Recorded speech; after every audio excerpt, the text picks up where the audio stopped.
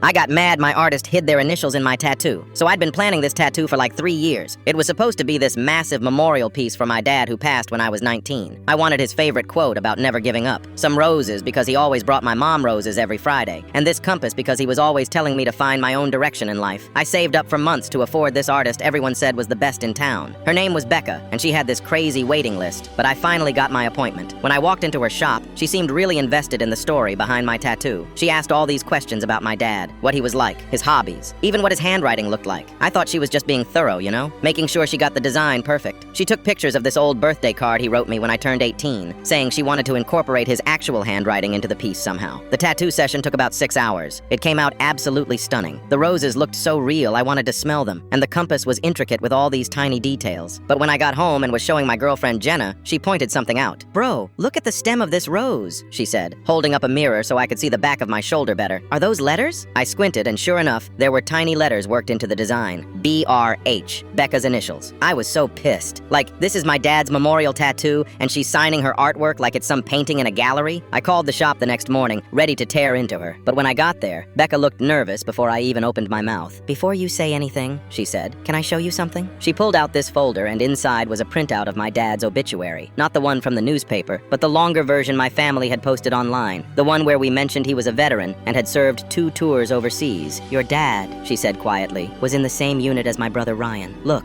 She showed me a photo on her phone. It was my dad in his army uniform, arm around this young guy who looked exactly like Becca. Same eyes, same smile. "Ryan died in an IED explosion 6 months before your dad came home," she explained. "Your dad wrote my family the most beautiful letter about how Ryan saved his life by pushing him out of the way. He said Ryan was the funniest, most loyal guy in their unit." I just stood there staring at the photo, trying to process what she was telling me. "The initials aren't mine," she said. "They're Ryan's. BRH. Benjamin Ryan Harper. I put them in every memorial tattoo I do for veterans' families. It's my way of making sure he's remembered too, that he's part of honoring these heroes." That's when she pulled out the letter my dad had written to her family. I recognized his handwriting immediately. In it, he talked about how losing Ryan was the hardest part of coming home, how he wished he could have saved him instead. I completely lost it. Just started bawling right there in the tattoo shop. This whole time I thought she was being disrespectful, but she was actually honoring both my dad and her brother in the most beautiful way. Becca ended up becoming like family to me.